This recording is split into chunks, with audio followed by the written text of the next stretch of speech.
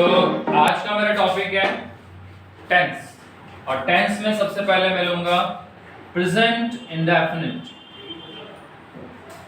Present indefinite. अभी जो present indefinite होता है इसमें एक शब्द है इंडेफिनिट। इसका क्या मीनिंग होता है?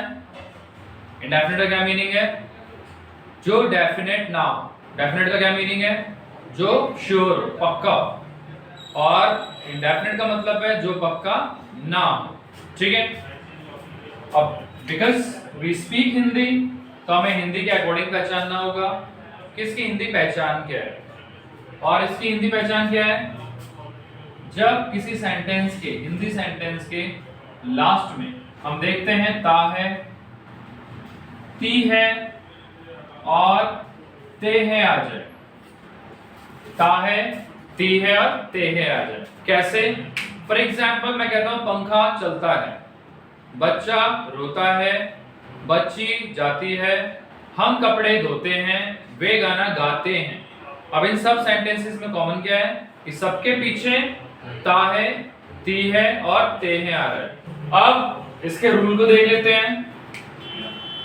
इसका रूल है सब्जेक्ट, वर्ब की पहली फॉर्म एस और ईएस प्लस ऑब्जेक्ट। तो सब्जेक्ट, वर्ब और ऑब्जेक्ट हम जानते हैं, मैंने लास्ट क्लासेस में बता रखा है। अब एस और ईएस का कॉन्सेप्ट कहां यूज होता है ये मैं अभी आपको बताता हूं।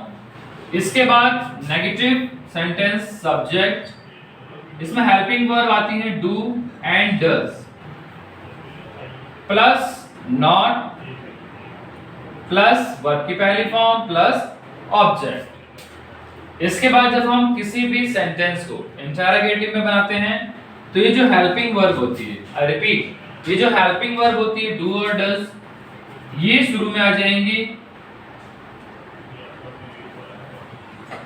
इसके बाद जो सब्जेक्ट है वो सेकंड नंबर पे आ जाएगा और वर्ब की पहली फॉर्म प्लस ऑब्जेक्ट। अब हमें फोर्थ यानी कि इंटरोगेटिव नेगेटिव बनाना है, तो इसमें हम क्या करेंगे?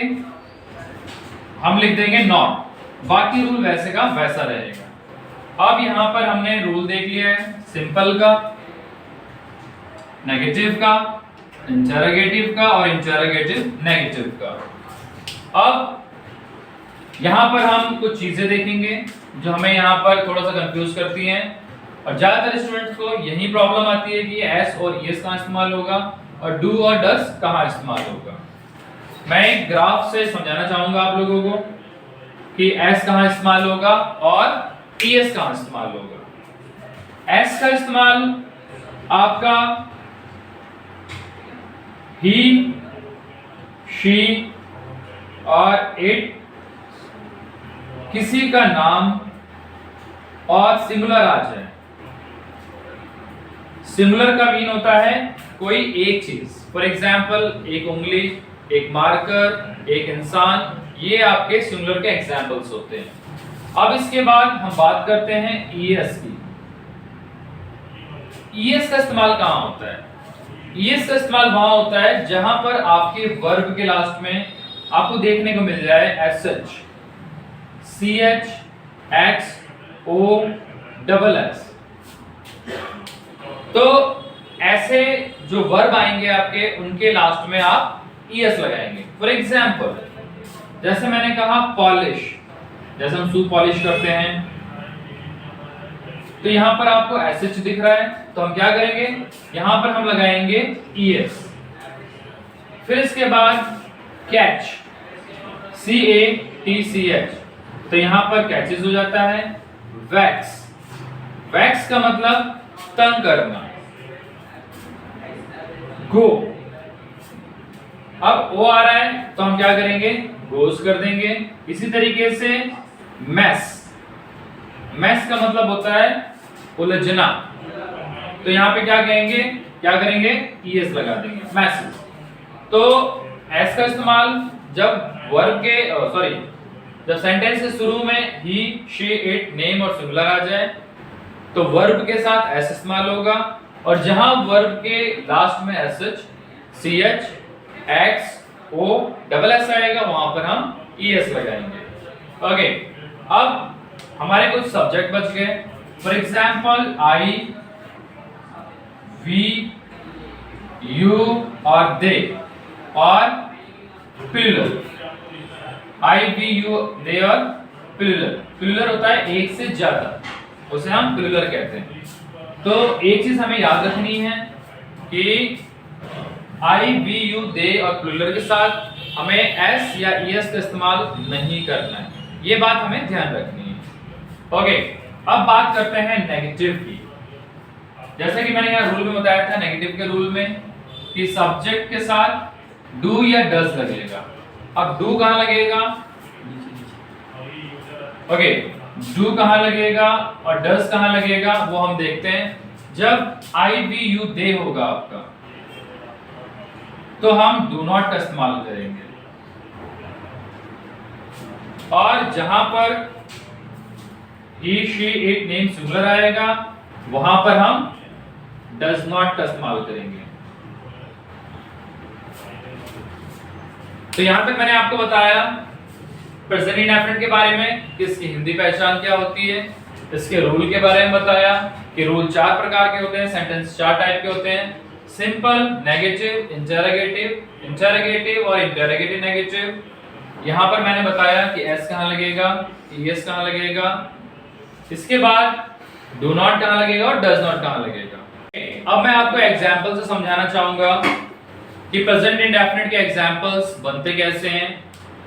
तो रूल्स मैं बता चुका हूं, बस आपको ये याद रखना है कि कौन सा रूल किसके साथ यूज होता है, एस और इस कहां यूज होता है, और डू और डज का इस्तेमाल कैसे होता है। चलिए कुछ एग्जांपल्स लेते हैं। पहले मैं इजी एग्जांपल्स लूंगा, उसके बाद थोड़े से टफ एग्जांपल लूंगा। फॉर एग्जांपल सबसे पहला एग्जांपल है मेरा कि मैं इंग्लिश सीखता हूं। मैं इंग्लिश सीखता हूं। अब इसमें 3 चीजें हैं, सब्जेक्ट, वर्ब और ऑब्जेक्ट। तो सब्जेक्ट को पहचानेंगे जो काम करे, और जो एक्शन हो रहा वो वर्ब है, और जिस पर एक्शन हो रहा वो ऑब्जेक्ट है। तो सब्जेक्ट, वर्ब और ऑब्जेक्ट हमने पहचानना है। तो मैं इंग्लिश सीखता हूं, तो क्या हो जाएगा? आई, सीखना क्या है? लर्न। I learn English. अब रूल कहता है सब्जेक्ट, वर्ब, एस और एस प्लस ऑब्जेक्ट। लेकिन मैं ऑलरेडी बता चुका हूं आप लोगों को कि आई के साथ वी, यू, दे, प्लूरल के साथ एस और एस इस्तेमाल नहीं होगा। इसके बाद मैं एग्जांपल लेता हूं उसका नेगेटिव। आई के साथ डू नॉट हो जाएगा, I do not learn English. मैं इंग्लिश नहीं सीखता हूं। इसके बाद इंटरोगेटिव, जैसा मैंने आपको बताया था कि जो आपकी हेल्पिंग वर्ब है वो शुरू में आ जाएंगी, और जो आपका सब्जेक्ट है वो उसके बाद आ जाएगा। तो do I learn English, do I learn English. अब इंटरोगेटिव नेगेटिव में क्या करना है? बस आपको सब्जेक्ट के बाद यानी कि आई के बाद नॉट लिख देना है। Do I learn English. Okay, अब इसमें simple, I learn English, I do not learn English, do I learn English, do I not learn English. मैं इंग्लिश सीखता हूं, मैं इंग्लिश नहीं सीखता हूं, क्या मैं इंग्लिश सीखता हूं, क्या मैं इंग्लिश नहीं सीखता हूं। ये 4 फॉर्मेट बताए मैंने सेंटेंस बनाने के। इसके बाद WH फैमिलीज आती हैं, वो मैं आपको नेक्स्ट क्लास में बताऊंगा। चलिए अब एक दूसरा एग्जांपल ले लेते हैं। वह इंग्लिश सीखती है। वह इंग्लिश सीखती है। यहां क्या करेंगे? क्योंकि ये लड़की है, फीमेल है, तो शी लिख देंगे, और सीखना हमें मालूम है लर्न, और यहां पर एस या ईएस में से एक लगेगा। यहां पर ईएस उस कंडीशन में लगेगा जब लास्ट में एसएच, सीएच, एक्स, ओ, डबल एस हो, तो आपका ईएस लगेगा। लेकिन 5 लेटर्स में से कुछ भी नहीं है तो एस लिख देंगे। She learns English.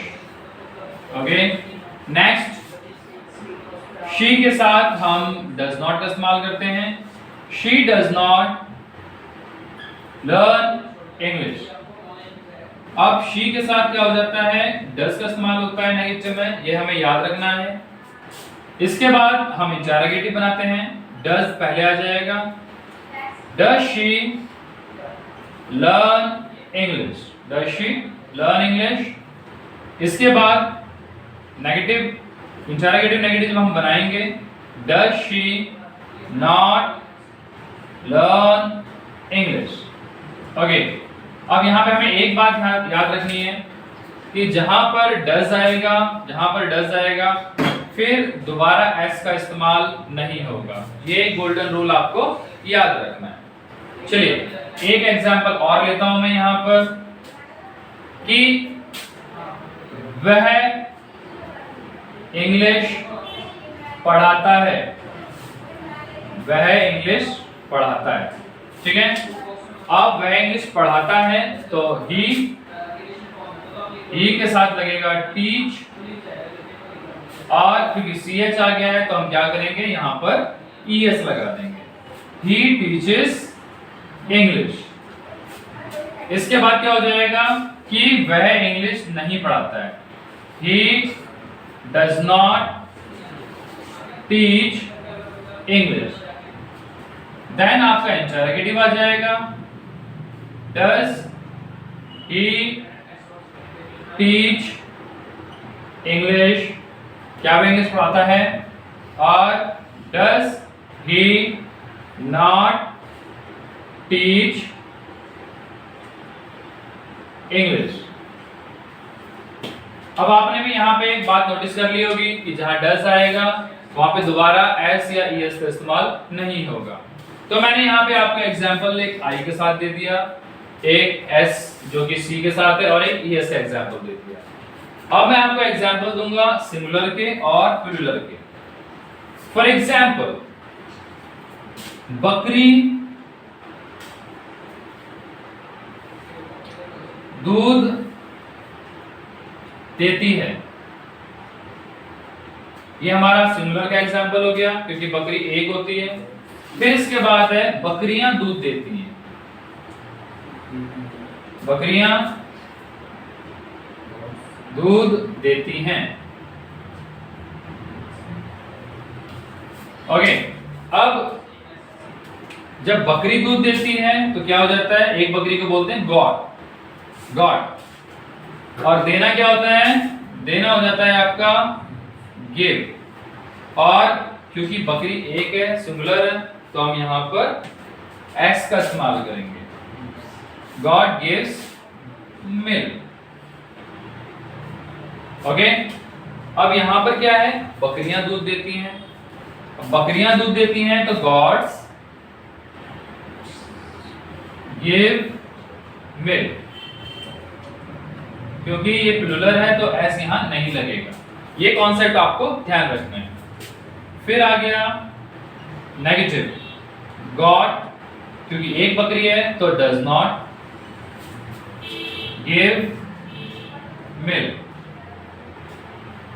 God does not give milk. और प्लूरल है यानी बहुत सारी बकरियां आ गई यहां पे, तो goats do not give milk. Okay, क्या बकरियां दूध देती है, क्या बकरी दूध देती है, तो डज गॉड गिव मिल्क। और क्या बकरियां दूध देती हैं, डू गॉड्स